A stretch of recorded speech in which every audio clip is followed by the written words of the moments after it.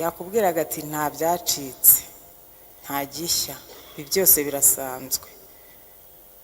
Yarazi kubaho mu bushobozi no mu buryo afite, akabibamo neza kandi anezerewe. Nabimwigiyeho rero. Hari akantu kari kujya kangarukamo cyane. Twarebaga nk'umuntu akambwira ati ariko uyu muntu urabona adashonje. Iyo urebye mu maso y'ubona uyu muntu adashonje, nkambwira ninjye ntabwo nzi gupima ikigero cy'abashonje, ariko ubwo nimba wabibonye nibyo. Ati se dukora iki? Nkambwira nti se ko mu buryo dufite bukeya nta kintu twashobora. Ati ufite 5. Ndi kujya mbyibuka nkumva mbuze umuntu w'intwari. Akambwira ati muri 5 havamo ikiro cy'ubugari, hakavamo ikiro cy'umuceri, hakavamo intoryi, hakavamo inyanya. Ati umuntu akarya iminsi ikicuma. Wa muntu ushonje tukamusura tutamuteye complexe, kuko yarafite ubwenge bukomeye bw'Imana, yarafite ubwenge bw'umugore w'umunyabwenge. Akambwira ati genda bumuhamagare mubwire ko nshaka kumusura nkamutekera ubugari. Twagerayo akavuga ati 5 byanjye twabiguze, biriya byose dushobora no kugenda tubiriye, ariko hari ubundi buryo ndi bukore kandi mu bwenge, tukamusigira ibindi 5 kandi nawe atagize complexe ko tumufashije muri bikeya. Twagerayo nk'urugero ndibuka ahantu twagiye, ababwiye uwo muntu ati uheruka kurya umugati? Ndati naba nabuze amakara nkajya mu by'imigati. Ati rero tubana n'abakire, uyu munsi urarya umugati. Agahita ambwira ati ugiye kugura umugati, ugure na breba muri bya 5 nkabona ndabitanze, kandi tudakomplexe uwo muntu akabaho akagubwa neza. Ntabwo ari ahantu henshi nabisanze mu nshuti. Nabonye Antoinette afite uwo mwihariko. Antoinette iyo twatekerezaga gukora igikorwa runaka, kumusanga ngo umubwire ngo dukore dutya byorohaga cyane. Agahita nakubwira ati na runaka yabishobora, na runaka yabishobora, tugahita dukora nk'abantu bangahe kandi ikintu kikagenda neza. Numvise rero icyo cyuho gisigaye ahantu.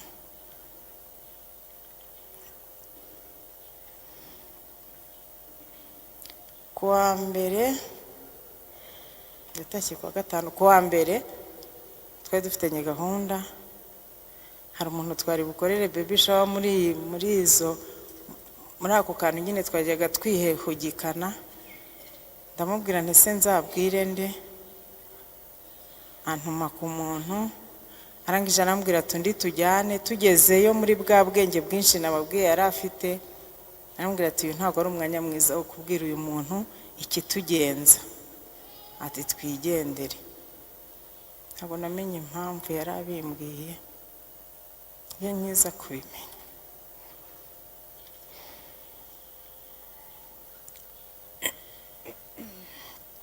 Antoinette yari umugore wabitse ibanga, akarikubikira, akaribika, kandi akagufasha gusohoka mu kibazo utataye. Baba yajyaga avuga ngo sinkajye nemera ko umuntu ambona uruboga mu menyo.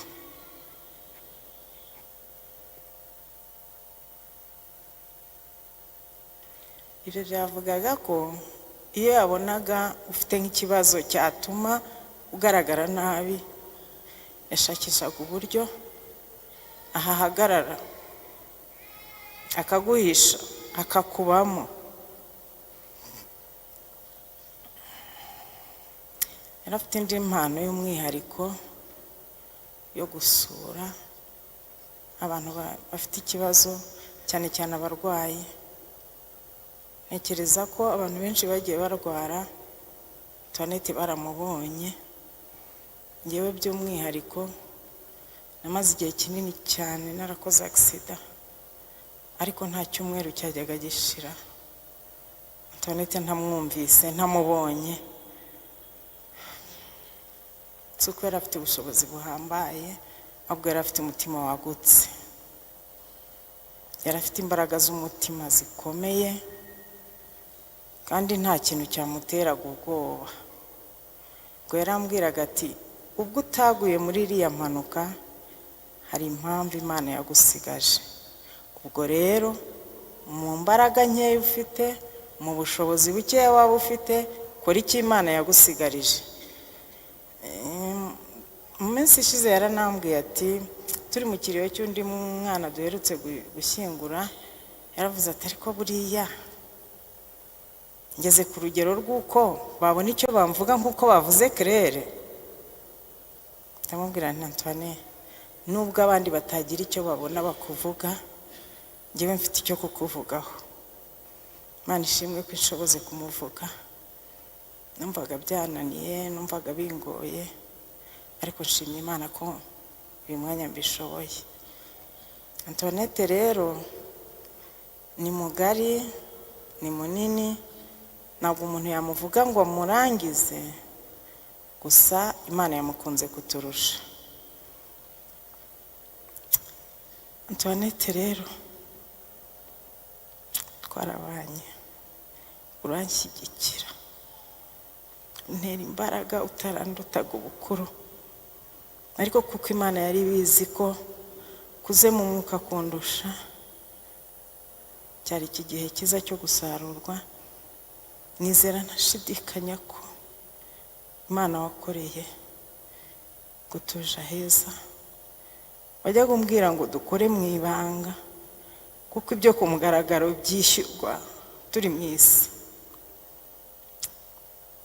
Ndizera ntashidikanya ko Imana wakoreye mu ibanga igiye kuguhemba. Isabaho umugisha.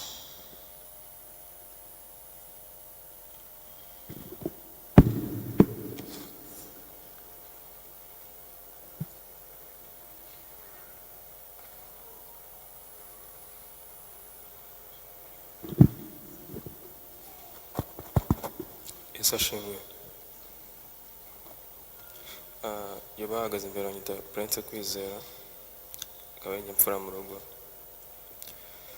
Nyakwigendera yari mama wanjye, namukundaga cyane. Twabanye muri byinshi, yajyaga amfasha cyane. Hari nk'ukuntu nabaga mvuye nko ku ishuri ari nka nimugoroba ari kuvugana n'umuntu kuri telefoni, ajya kumva aramubwira uti ubu ngubu agiye gufungurira umuhungu wanjye wiga kaminuza. Mama yajyaga akunda kungira inama. Ubwo duheruka kuganira yigeze kumbwira unjye mbana neza kandi ngo njye nkunda gufasha nyifite imbaraga, ngo njye nyurwa n'ibyo mfite, Imana nayo izamfasha. Yankundishije Imana, ajyaga ambwira uti kuko njyewe niga nijoro no ku cyumweru nkajya ku ishuri. Akambwira uti nubwo utabona umwanya wo kujya gusenga, ariko mu gihe uri mu rugo ujye ugerageza usenge. Akambwira uti ujye ukunda Imana, ukunda abantu, ukunda abavandimwe bawe, kandi Imana nayo izabigufashamo. Ujye ufasha abantu, ntiwamenya uko ejo bimeze, ariko Imana izagufasha. Nta byinshi namuvugaho, gusa nyine aruhukira mu mahoro, agire uruko ridashira.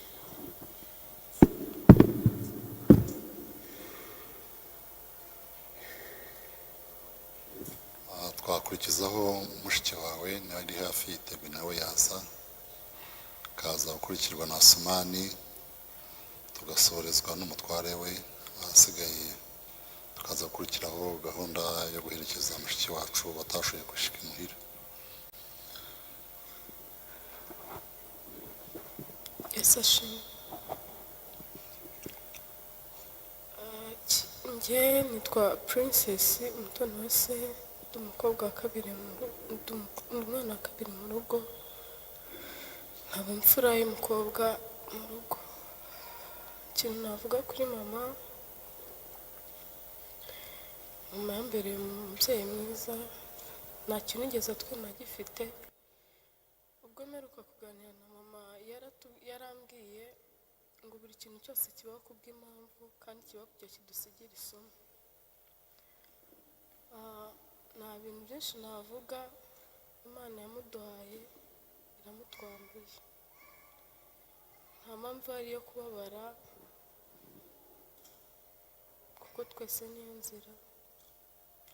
Ikindi kintu navuga kuri mama, yajya angira inama nyinshi. Twese mu rugo yatwigishije kugira urukundo, yatwigishije gufasha, kandi yatwigishije no kwihangana. Ndabizi neza ko mama niyo yari kuba ahari ntabwo ari kwishima kubona twese tubabaye, niyo mpamvu nta mpamvu yo kubabara dufite. Rero ikintu navuga muri aka kanya, Imana yamukunze kuturusha. Ndabizi neza ko nubwo bitameze neza uyu munsi ariko ejo bizagenda neza. Ikindi navuga ni uko abavandimwe banjye n'umubyeyi umwe dusigaranye tuzakomeza gutera ikirenge mu cyiwe, kandi tuzabaho mama atari.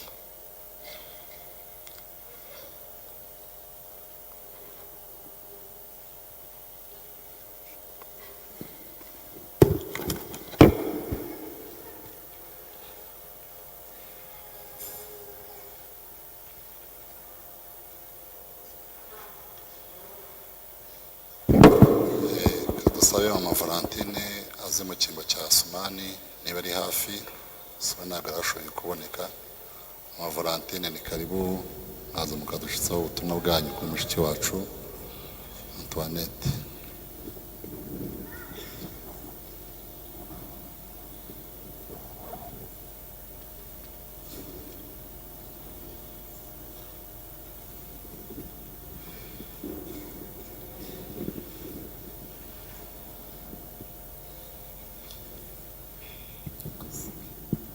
Yesu ashimwe.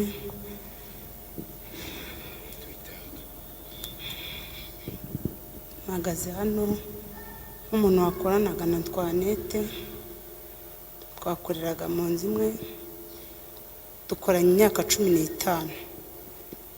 Ariko muri iyo myaka 15 twabanye neza na Antoinette. Yari umugore w'intwari, yari umuntu ukunda kwitabira ibikorwa byabagaho mu nzu, yaba byo gutabara yaba iby'ubukwe. Kenshi twabivugaga akaba ari umuntu uri imbere yo gukora icyo gikorwa, akaba ari uvuga ati ngewe ibi nzabibakorera, niba ari amafaranga dukusanya tukaba ari we tuyahurizaho. Rero nk'umuntu tubanye icyo gihe, yari umuntu ukunda guseka, yari umuntu ukunda kwishima. Nk'uko bamwe bagiye babivuga, iyo hageraga urwara mu bo dukorana cyangwa ufite ubukwe, nageragayo nsanga Antoinette yantanzeyo. Nta hantu twigeze dupanga gahunda ngo Antoinette asigare, nta n'umuntu warwaye. Abenshi ubazanye hano yavuga ati nge Antoinette yaransuye. Rero Antoinette twamugaho byinshi nk'abantu tubanye iyo myaka. Yari umuntu ukunda igikorwa cy'urukundo. Ubu uyu mwanya mpagaze ahangaha nababwira ngo hari n'uwo yabonaga atari burye ku kazi, akamubwira ati ngewe nzajya nzana byinshi dusangire. Hari harimo abantu rero basangiraga nawe ibiryo, akavuga ati sinzazana ibyanjye ngenyine, kana karashonje ndabizi. Wajya kubona ukabona saa sita barimo gusangira. Abantu dukorana hano barabizi, si ibyo ndimo kumuhimbira, benshi yajyaga bagaburira. Rero Antoinette arangije imirimo ye myiza mu isi, ntacyo twamushinza, ntabwo twamuherekesha amarira kuko yakoze iby'ubutwari. Gusa Imana imwakire mu yabayo, kandi twizeye tudashidikanya ko imirimo ye igiye imuherekeje. Rero mukomere kandi dukomezanye, Imana ibahe umugisha. Twari dufite envelope ya peteroli nk'abantu dukorana, twakusanyije peteroli, twajyaga tugira imbuga duhuriraho, ariko twavuze ko turi butange peteroli. Iyi ni peteroli yaturutse ku kazi.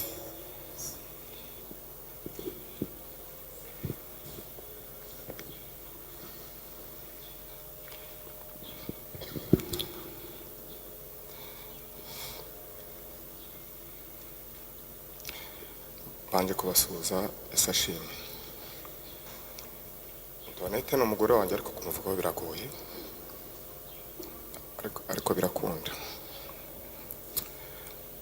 Tumaranye imyaka 22 twabanye neza, twabanye tukiri batoya twese, twabyaye abana tubashe kubarera, bari bamaze kwigira hejuru.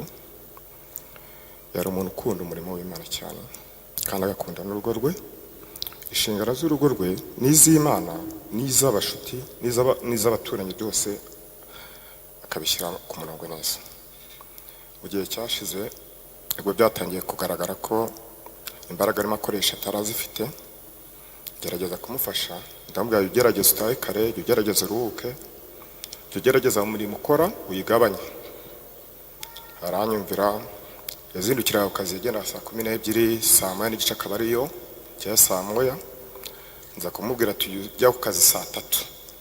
Abo bakorana wenda bagiye babona izo mpinduka zo kujyana ku kazi kuko nabonaga arimo akoresha imbaraga n'izo yakoreshaga akiri mutoya.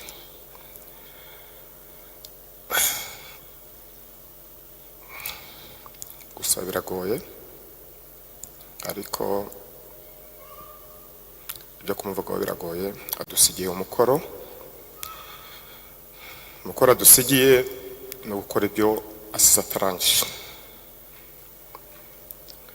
Dufite abana bakiri bato bafite imbaraga bagomba kuzazikoresha nkazakoreshaga kugira ngo bubake umuryango nk'uyubakaga, bubake famiye, baba abakozi b'itorero nuko nawe yari umukozi w'itorero. Ntabwo bazarindira guhembwa nta bihembo birenze tubona.